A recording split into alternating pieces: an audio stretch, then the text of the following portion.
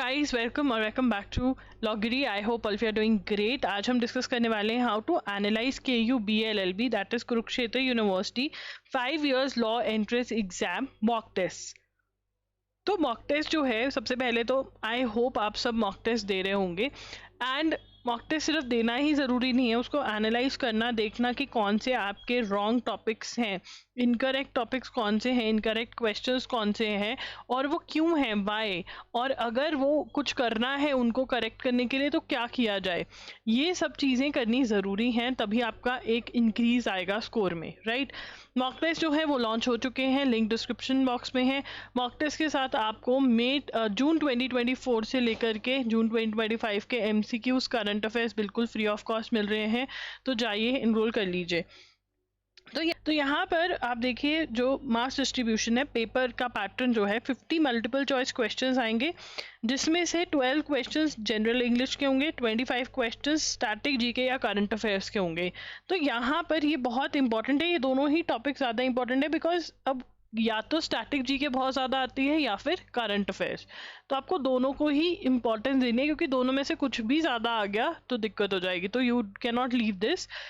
Aptitude, reasoning, mental ability 13 questions, आपको 30 marks तो लेकर आने ही आने हैं। 1 question is of 2 marks, 100 marks का पेपर है, 1 आवर दिया जाता है पेपर को सॉल्व करने के लिए।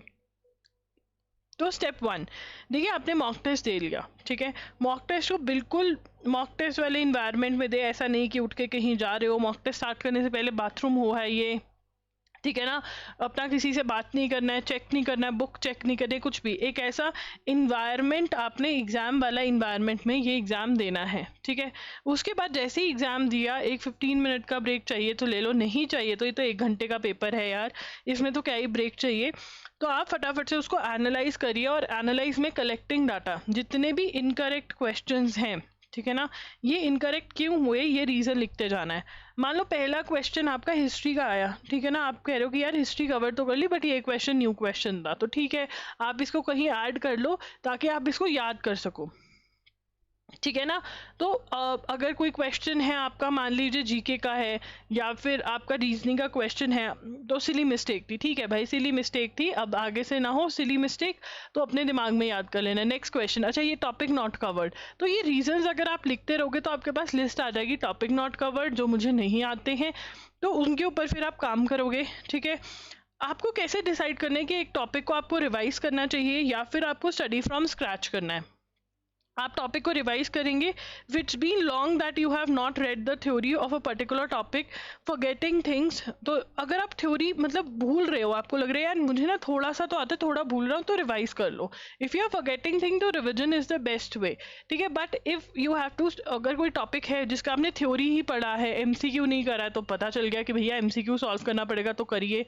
कोई टॉपिक है जिसको स्टडी फ्रॉम स्क्रैच करना है, स्टार्टिंग से लेकर एंड तक दोबारा पढ़ना है या चेंज ऑफ बुक करना है, तो वो भी आप कर सकते हैं, अगर आपको लग रहा है कि हाँ ये टॉपिक मेरा वीक है। इंटायर टॉपिक पढ़ो या पर्टिकुलर टाइप ऑफ क्वेश्चन, अगर पर्टिकुलर टाइप ऑफ क्वेश्चन गलत हो रहा है तो पर्टिकुलर टाइप, अगर सारा ही टॉपिक खराब है तो सारा। एनालाइज करो सेम डे पर पेन और पेपर यूज करते हुए। अगर आपको नेक्स्ट मॉक में 1-2 नंबर का इंक्रीज भी दिख रहा है, 4 नंबरों का इंक्रीज भी दिख रहा है, तो that is also win win situation. Compare not with others but with yourself. अब बहुत सारे बच्चे क्या होते हैं, कट ऑफ जान लेते हैं कि अच्छा इतनी जा रही है, मेरा कट ऑफ से तो इतना आ रहा है। बेटा मॉक टेस्ट के अंदर, ठीक है ना, मेरी भी मुसीबत समझो, मॉक टेस्ट के अंदर I have to cover all type of questions, ठीक है ना।